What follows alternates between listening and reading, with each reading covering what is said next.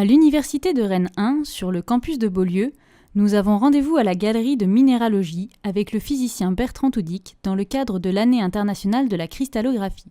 Bertrand Toudic, bonjour. Vous êtes spécialiste de la cristallographie. C'est une science peu connue. Elle sert à quoi ? La cristallographie répond à la question de savoir comment est constituée la matière. Quelle qu'elle soit la matière, cette matière peut être minérale, organique, le vivant.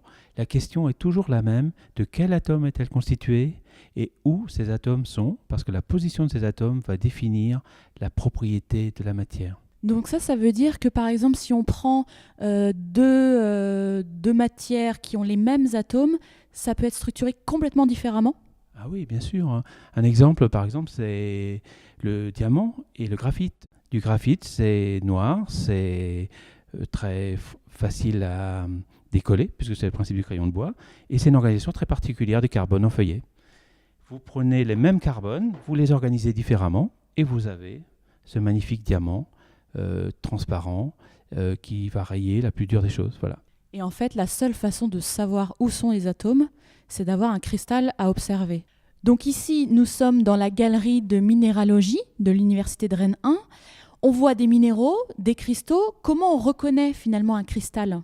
C'est exactement la forme la plus ordonnée qu'on puisse avoir dans la matière. C'est tellement ordonné que c'est la répétition à l'identique d'une même maille, d'un même objet tout petit et répété tout simplement dans les trois dimensions de notre espace. Donc au départ, la cristallographie, c'était l'étude des cristaux minéraux.